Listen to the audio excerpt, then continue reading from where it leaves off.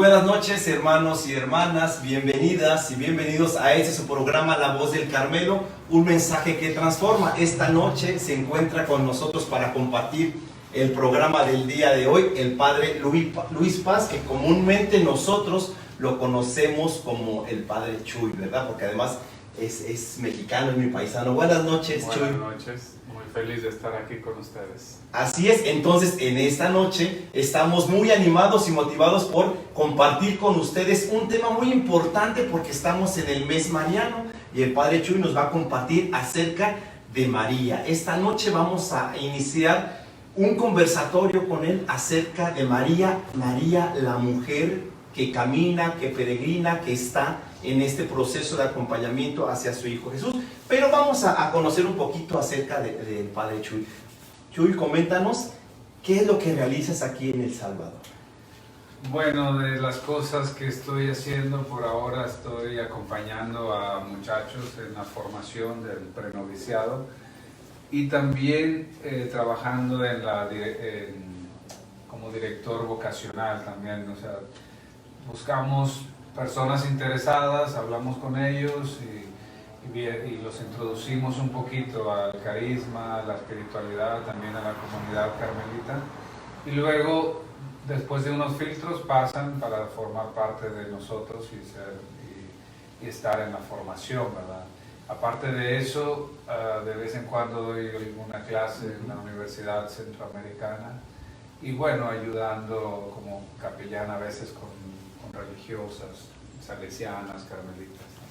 Así es, pues esta noche el Padre Chuy, comúnmente como nosotros lo conocemos, va a compartirnos, como ya les habíamos dicho, ese tema interesante acerca de María. Es que, Chuy, en esta noche me gustaría que iniciáramos planteando una pregunta que me causó mucho ruido cuando leía un artículo de esta teóloga Elizabeth Johnson, y decía que María peligrosamente quedó embarazada.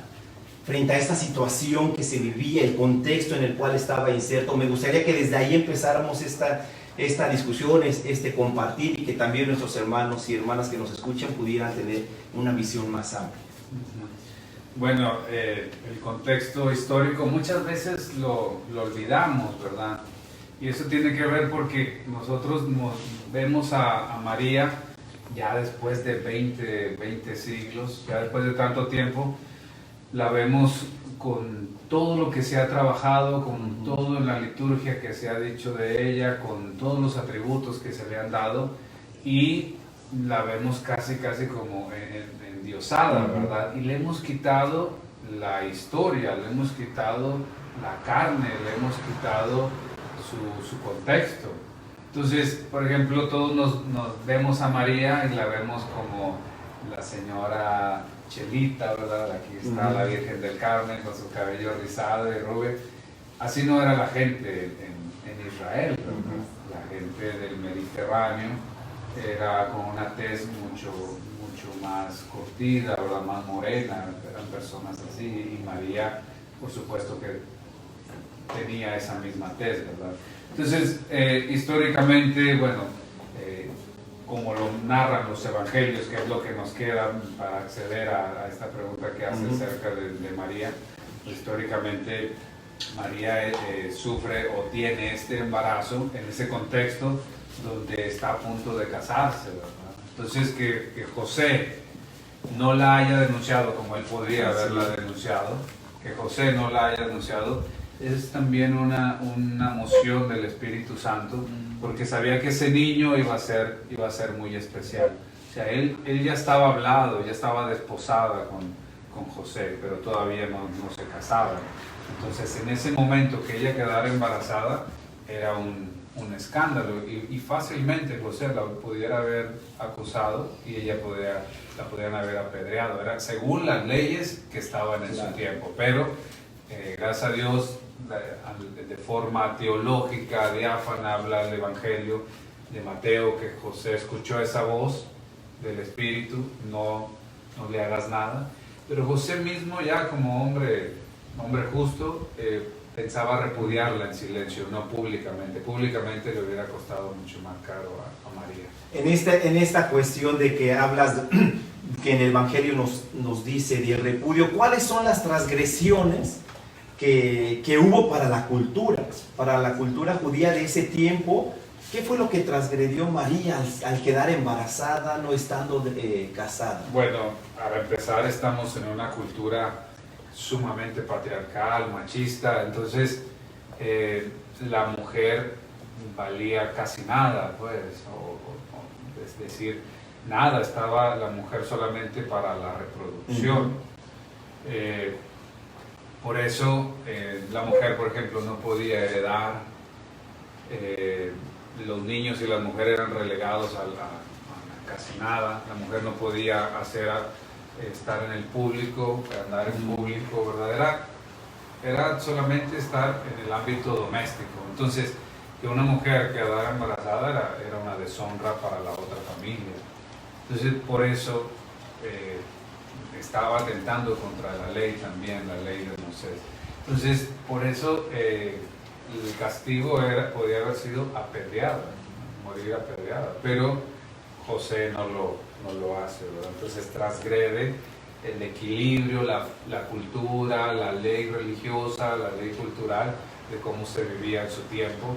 Por eso es un escándalo que hoy en día lo vemos de manera muy teológica, muy espiritual, pero históricamente fue un escándalo, ¿no? Así es. ¿Y cuál es el mensaje de Dios? ¿Qué es lo que Dios quiere darnos a conocer al quedar embarazada María, que es una niña, una adolescente, y en estas condiciones? ¿Qué es lo que quiere darnos a conocer? Bueno, eso ya revela pues una interpretación teológica de diferentes autores, ¿verdad? Pero puede ser que Dios acoge a los débiles, Dios acoge a las personas que son vistas como nada en el mundo, ¿verdad? Porque en el mundo tenemos nuestras categorías, nosotros tenemos a las personas que vemos como mejores, a las personas que vemos como más importantes, y en nuestra mente están también los que son menos importantes. Entonces Dios en toda la Biblia está siempre prefiriendo a los que nosotros excluimos. No lo está haciendo por capricho, simplemente porque no hay nadie que los prefiera a ellos. Entonces, que prefiera a una mujer y a una niña, a una adolescente, ¿verdad? Probablemente María, cuando quedó embarazada, tenía 14 o 15 años. No nos imaginemos como los tiempos como ahora, que la gente moría más pronto antes.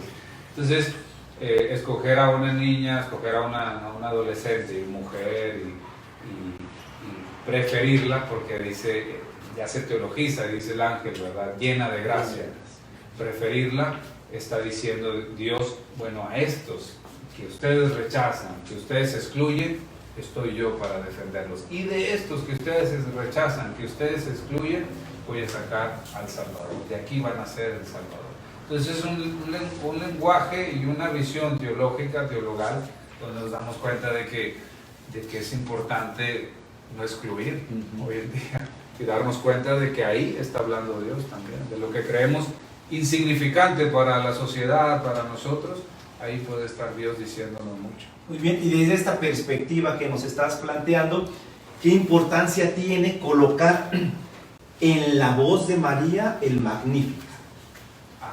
Es fundamental, porque María, o sea, hay que tener mucho cuidado, porque a veces María se representa solamente como la madre de Jesús, y el importante es Jesús, por supuesto que sí, pero también María es los estudios ahora hablan de que es parte de este movimiento de los Anahuim de Israel, que significa los pobres de Israel, el resto de Israel. Y estas personas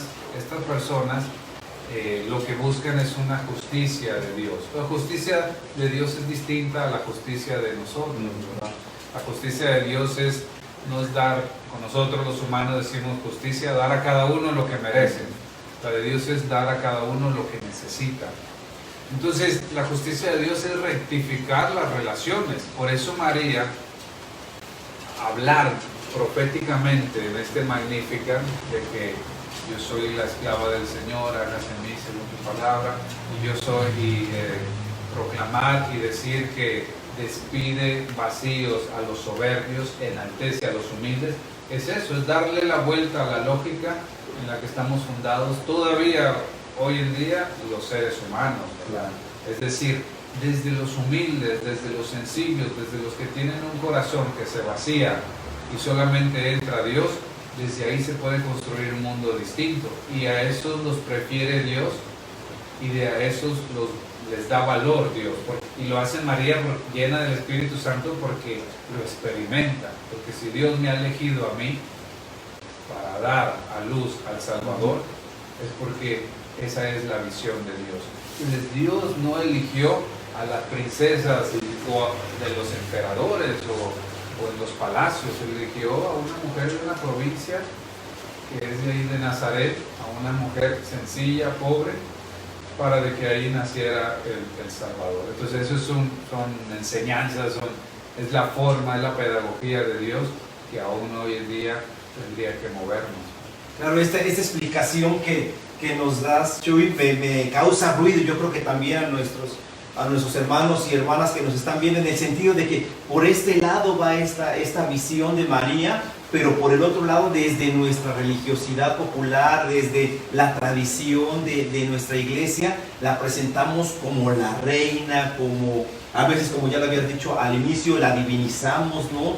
Y se ha hablado hasta decir, es que es la corredentora. Entonces, ¿cómo choca estas dos visiones, verdad? Y es ahí donde me gustaría que nos aclaráramos, que nos aclararas, y que también a nuestros hermanos y hermanas que nos escuchan, cómo tenemos que ir viviendo este desaprender para ir ubicando el papel real de María, y que no le quita por el hecho de que digamos, no la divinicemos tanto, o no es más importante. ¿Cómo cambiar esta visión? Bueno, es importante la figura de María, y nosotros la tenemos, por ejemplo, nosotros carmelitas la tenemos como madre, y aquí en la Edad Media, aquí es donde viene el otro componente, y hermana, ¿verdad? Y de hecho el nombre de nosotros es Hermanos de la Bienaventurada Virgen María del Monte Carmelo. Eso para el siglo XIII, siglo XIV, que están haciendo la orden, es un escándalo. ¿Cómo que hermana? En todo hijos, porque ella es nuestra madre, ¿verdad? ¿Cómo que hermanos? Al decir hermanos es regresarle el carácter histórico a María. Entonces, no olvidar que María fue humana, y de que María fue discípula de su hijo. Eso lo olvidamos mucho. María fue discípula. María siguió a Jesús. María andaba detrás de Jesús. Fue su madre, Jesús aprendió mucho de su madre y de su papá, seguramente. Aprendió la educación, la ley de Moisés. Aprendió mucho. Quizás Jesús, muchas de sus parábolas, se acuerda de su mamá, de lo que hacía. Aprendió muchísimo, aprendió a amar a Dios. Pero María sigue también a su hijo, sigue a Jesús. Entonces, como discípula, la regresamos en un momento, en un espacio donde todos la podemos alcanzar, porque todos podemos ser discípulas. Como corredentora, como la diosa, como la máxima, como la mujer más grande, ahí nadie la puede alcanzar. Ahí. Pobres mujeres solo tienen dos modelos, lamentablemente.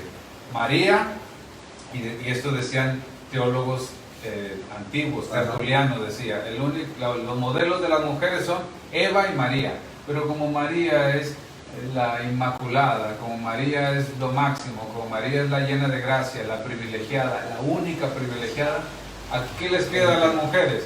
Ser Eva solamente. Entonces no, María fue discípula, y por su discipulado, por ser discípula, también nosotros podemos llegar a ser discípulos.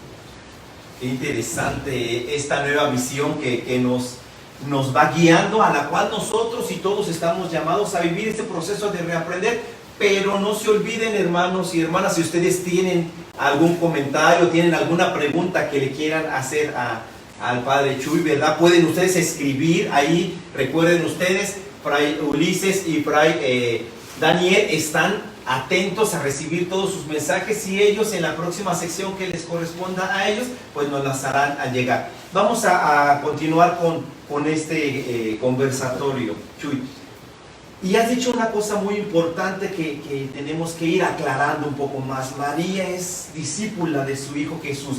Entonces, en este caminar de Jesús, en este caminar hacia Jerusalén, en ese caminar hacia el proyecto de Jesús, María iba con él. ¿Cuál es la visión que debemos de tener en ese sentido? ¿Cómo fue esta discípula?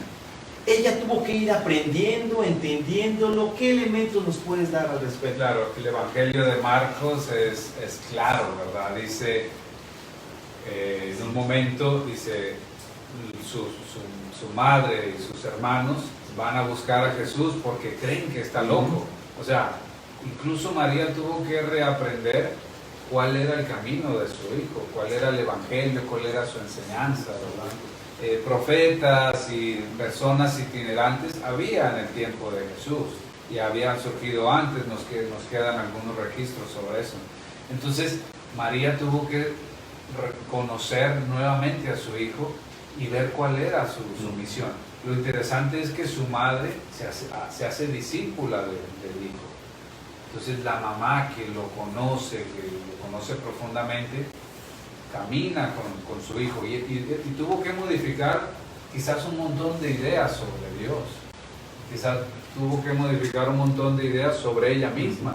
Porque como te digo, que una mujer sea discípula, eso es inconcebible. En Israel en ese tiempo es inconcebible. Una mujer no puede ser discípula de uno. Y en los evangelios no aparece que Jesús tenía discípulas. ¿Por qué? Porque no existía la palabra. No existía la palabra en griego para discípula, existía palabra solo para discípulos. Es como si ahora nosotros dijéramos pediatra. Un pediatra, ¿y qué es? ¿Hombre o mujer? No sabemos. Puede ser hombre, puede ser mujer, pero porque existe solamente la palabra pediatra. Entonces, María fue discípula de Jesús, caminó con Jesús y tuvo que reaprender cuál era el evangelio, el mensaje de su tema. Y ahora vamos a entrar a un aspecto muy ad hoc, diríamos nosotros, al momento que estamos viviendo dentro de la iglesia, a la Pascua. Y vamos a retomar un poquito el Evangelio de San Juan. Y en el Evangelio de San Juan, María dice unas palabras clave a nosotros en una boda dice estas palabras: hagan lo que Él les diga. Y a lo mejor me gustaría, si puedes Fray Jesús, relacionarlo con lo que ya en el segmento anterior Antolino nos decía en la situación de pandemia frente al coronavirus, ¿verdad? Estas palabras creo que serían muy oportunas, estas palabras de María: hagan lo que mi hijo les diga. Sí, bueno, el Evangelio muestra a María como la primera en ese Evangelio de Juan, como la que le saca el milagro a Jesús, como que la que empuja a que Jesús haga ese milagro. Hermoso, que traiga nuevo vino, y ese era un signo de que las cosas iban a ser distintas. Aparece en el libro de Isaías: cuando haya vino en abundancia, cuando se reparta ese vino a las personas, es porque ya se está inaugurando el reino de Dios, porque las cosas son distintas. Entonces, que María le diga a los criados, a los sirvientes, hagan lo que Él les diga, para que Jesús convierta esa agua en vino. Es María una creyente en la capacidad que tiene su Hijo de transformar la realidad. Y yo creo que para como estamos en nuestro día, necesitamos el acompañamiento de María, necesitamos el acompañamiento de su Hijo Jesús. Y hagan lo que Él les diga sería como una frase para que estuviéramos más alertas, más tranquilos, y también incluso para hacer lo que María hacía. María es la mujer contemplativa, nosotros decimos los carmelitas, ¿verdad? A veces hay confusión en la que guarda todo en su corazón y no dice nada. podemos guardar todo el corazón, todas las cosas que suceden, las podemos guardar en el corazón y ser personas que estemos solamente dejando pasar la realidad y que esas cosas son así y no cambian, ¿verdad? Pero María era la que no buscaba, como nosotros los seres humanos, rápidamente encontrarle respuesta a las cosas. Ahorita todos estamos así. ¿De dónde vendrá este virus? ¿Fue tal país? ¿Fue el otro país? ¿Se les escapó?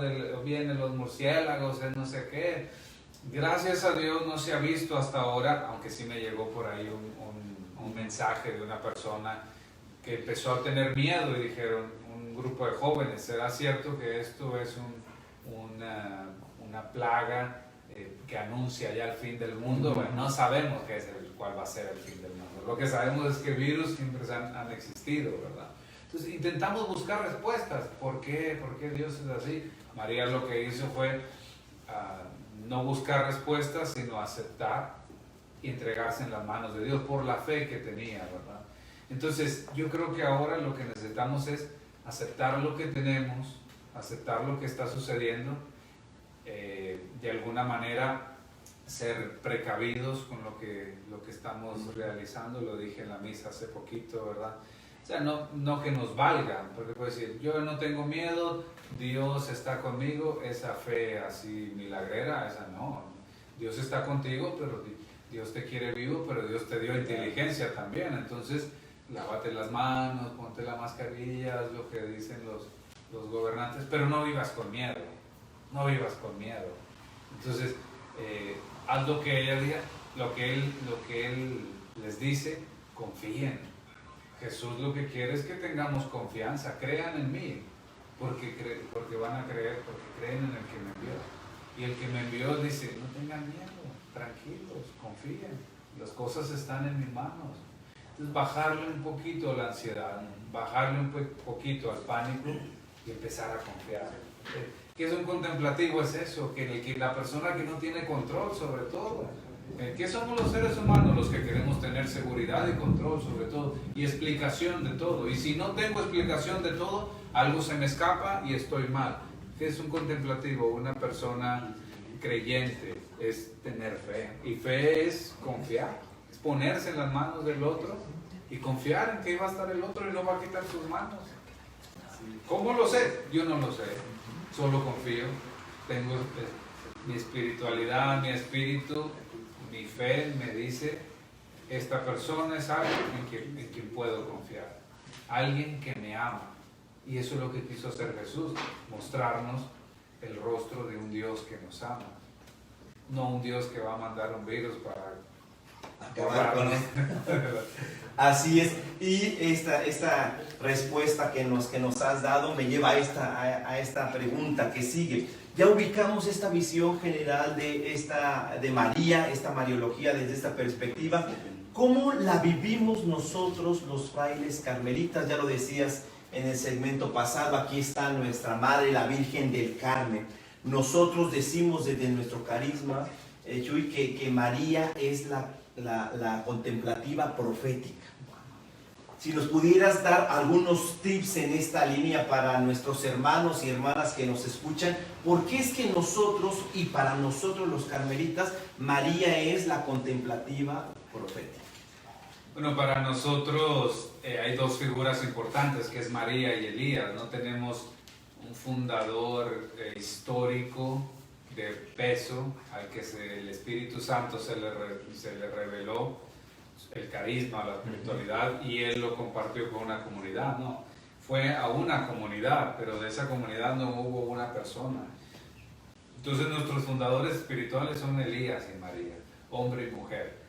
Y me encantan estas dos figuras porque podemos decir, sí, es que la mujer es la tierna, la mujer es la contemplativa, la del silencio, y Elías es el profeta, el fuerte, el que denuncia, el que anuncia, ¿verdad? Y lo interesante es que ambas figuras son las dos cosas, porque María sí es la que guarda en su corazón, sí es la que acepta, sí es la del fiat, sí es la que está contemplando la muerte de su hijo, sí es la que tiene la experiencia de que su hijo vive nuevamente y que resucitó. Sí es esa mujer, pero también es la que hablamos del Magnífica, la mujer fuerte, la mujer profética, la mujer... Es que para ser profeta tienes que ser contemplativo. ¿Y qué es ser contemplativo? No es poner los ojos como huevo cocido o elevarte en el cielo, simplemente ver la realidad o con los ojos de Dios. Entonces, y ver algo donde no hay nada, donde hay opresión, donde hay exclusión, ver que esa realidad puede cambiar. Una persona no contemplativa, una persona humana, demasiado humana, va a decir, eso nadie lo puede cambiar, eso no puede cambiar. Una contemplativa dice, eso puede cambiar. ¿Qué es una persona contemplativa también? Bueno, que ve a todos los seres humanos como hijos de Dios. Y la creación también como parte importante de Dios, el jardín de Dios. De hecho, para nosotros, la Virgen del Carmen, Carmen es una palabra hebrea que significa jardín. La Virgen del Jardín, María del Jardín. Y a mí me encanta porque eso abarca completamente todo. Y quizás hoy en día necesitamos mayor profetismo para defender el jardín también. Para defender nuestro jardín. Y ahora, una de las cosas que podemos ver como buenas en este parón, en esta cuarentena, en este confinamiento, es que le estamos dando respiración al jardín. Y hemos visto animalitos que no veíamos hace tiempo, y hemos visto pajaritos, y hemos visto que ha bajado la contaminación, y ahora aquí en El Salvador llegaron las lluvias cuando tendrían que haber llegado, porque antes llegaban hasta junio, y antes todo se retrasaba, y los zompopos de mayo salieron en mayo, no hasta julio, ¿verdad? Entonces quizás necesitábamos esto para darnos cuenta que este es el jardín, ¿verdad? Pero no se puede ser profeta, no se puede tener una voz de profeta si antes no se mira como contemplativo, y no se tiene una visión como contemplativo, no se ve a Dios actuando ya, o no se ve a Dios cambiando ya, o no se ve a Dios en la gente que es rechazada o es excluida. No se podría. No se podría. ¿Y cuál sería el reto frente a esta situación que tenemos? Estamos confinados, estamos guardados, estamos encerrados algunas veces porque hay gente que expresa su miedo. ¿Cuál es el reto para seguir a Jesús? Nosotros los frailes carmelitas, con esta devoción que tenemos del Santo Escapulario, decimos que María, colocamos en el escapulario que María va al frente porque nos lleva y nos guía hacia Jesús.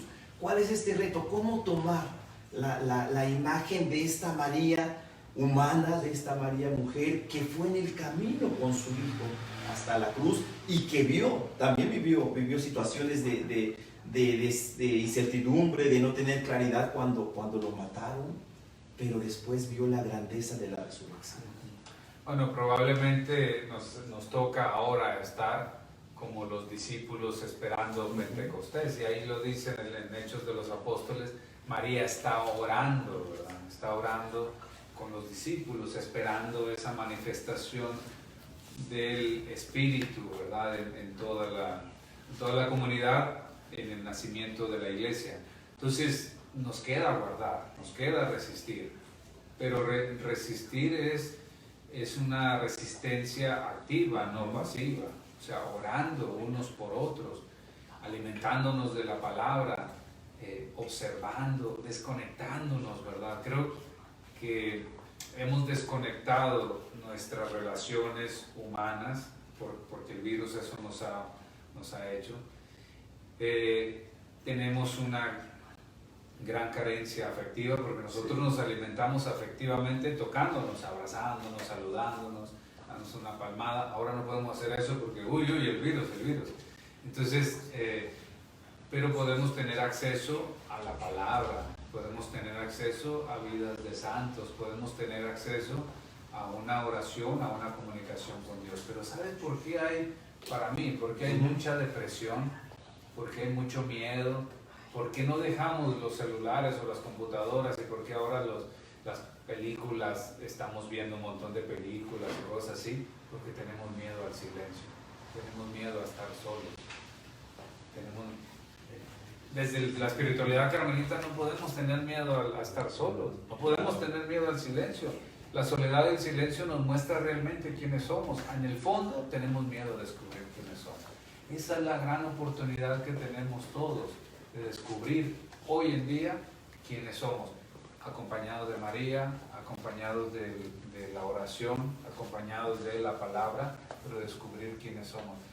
Quizás es una oportunidad que tiene todo el mundo, que es una noche oscura para todo el mundo. Quizás es una oportunidad que tenemos como mundo para descubrir quiénes somos, hacia dónde vamos y quiénes queremos ser. Claro, y eso precisamente fue lo que nosotros vimos en el programa pasado, donde estaba Fray Benjamín compartiendo y Fray Arístides esta visión de que dentro de nuestro carisma y espiritualidad carmelita teníamos 3 elementos claves que ya nos ha dicho el Padre Jesús, ¿verdad? Nosotros agregamos el desierto, el silencio y la soledad. Y vamos terminando, Chuy, esta noche. Muchas gracias de antemano por estar con nosotros compartiendo este tema. Hemos hablado toda esta hora ya acerca de esta visión de María. El reto, ya nos planteamos un poquito el reto dentro de la situación que tenemos del coronavirus, de la situación que está cambiando el mundo. ¿Cuál sería el reto de desaprender? ¿Qué tenemos que desaprender ya en concreto como cristianos, como cristianas, para ir teniendo una visión diferente de María, sin negar, ¿verdad?, nuestra historia, sin negar nuestra religiosidad, sino al contrario, incluirla? Recuerdo muy bien cuando nos dabas estas clases de teología, esta visión de los extremos, no irnos hacia un extremo al otro, sino intentar ser punto medio. ¿Cómo tenemos que ir ubicando nosotros como cristianos, como cristianas, el punto medio para hablar de María, verla más cercana a nosotros? Bueno, en teología se dice que al Cristo hay que creerlo, hay que tener fe en Cristo, pero a Jesús hay que seguirlo, ¿verdad? Jesús humano, Jesús real, histórico. Yo creo que algo más o menos así de María, ¿verdad? Yo soy muy creyente de la religiosidad popular, y a veces siento que nosotros, con nuestro cristianismo un poquito ilustrado, rápidamente minusvaloramos esas expresiones de fe, expresiones de religiosidad, ¿verdad? Sin embargo, aunque sea muy creyente de esto, algunas veces podemos caer en extremos, ¿verdad? Podemos irnos por la tangente y decir o pensar en María, como ocurre en nuestro país, en México, ¿verdad? Que María Guadalupe, la crítica que me hizo una persona una vez: ustedes no son cristianos, ustedes son guadalupanos, ¿verdad? Entonces, ustedes no creen en Jesús, creen en Guadalupe y se acabó. No caer en esos extremos, ¿verdad? Sino que María, incluso hasta esa imagen de Guadalupe, María es siempre la que nos empuja o nos puede empujar a Jesús. Decía una de nuestras santas carmelitas, ¿verdad? María es más madre que reina, Teresita del Niño Jesús. Si la experimentamos como madre, está muy bien. Nosotros carmelitas somos osados y decimos: María también es hermana y madre. No podemos decir es más hermana que madre, no, porque es nuestra madre también, pero también es nuestra hermana. Entonces, que la reconozcamos como hermana es algo fundamental. Pero para reconocerla como hermana, pues hay que bajarle un poquito todos los títulos que le hemos puesto, así como se los hemos puesto a Jesús, así como se los ponemos a un montón de santos. Entonces, verla a María en su contexto, en su hábitat, en lo que le tuvo que pasar, en el miedo que sufrió, en el dolor que tuvo, y recuperarla desde ahí. Nosotros la recuperamos desde ahí, somos marianos, creemos en María, pero María como la que podemos alcanzar, María la que se alcanza, que sigue siendo nuestra madre, que seguimos pidiendo su patronazgo. Ahorita hablabas del escapulario, ¿verdad?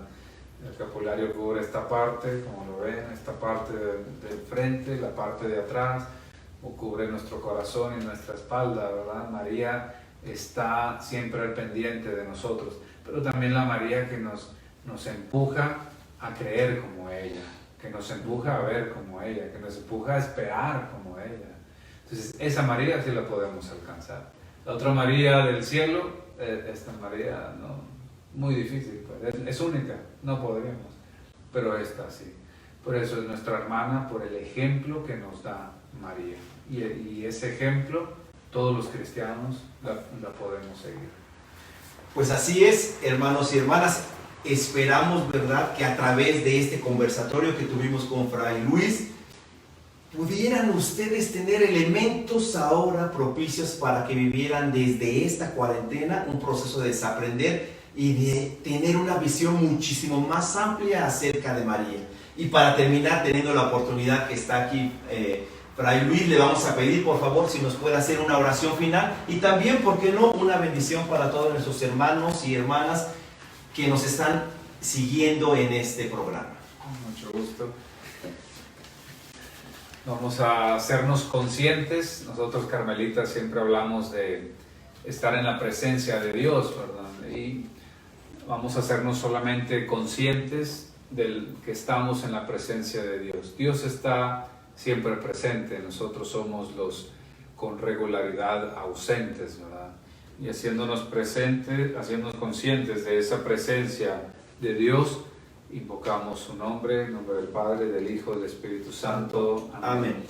Te damos gracias, Señor, por la oportunidad que nos das de indagar en tus misterios, de balbucear un poco acerca de tu misterio, del amor que nos tienes, de la forma en cómo llevas la vida, cómo llevas la historia. Te damos gracias por el don de nuestra Madre y Hermana María, de esa discípula que nos empuja también a caminar nosotros con ella. Que ella camina, que la sentimos cercana, que la sentimos madre, que la sentimos compañera, que la sentimos militante, pobre. Camina con nosotros, nos empuja a ser mejores, nos empuja a ser creyentes, a ser contemplativos. Te damos gracias por todo eso, Señor. Te pedimos que nos ayudes a recuperar la alegría desde el modo en el que estamos viviendo, desde esta cuarentena más difícil, desde este encerramiento, ¿verdad? Desde esta donación de nuestra libertad para poder vivir, para poder recuperar la libertad y la salud, todos. Te pedimos por las personas que están enfermas, por las personas que se enferman de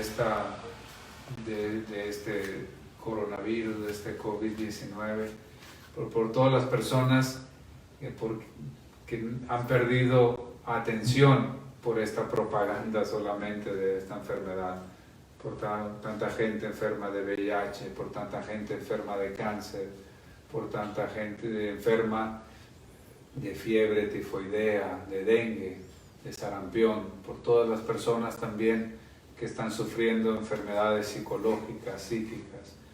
Te pedimos, Señor, por ellas, te pedimos que estés del lado de ellas. También por todas las mujeres que son maltratadas en este tiempo. Ha aumentado las denuncias de las mujeres que son golpeadas por sus parejas. Te pedimos por ellas que no las desampares. También para que nosotros nos mantengas firmes, con amor, nos mantengas con ánimo para poder animar a los demás.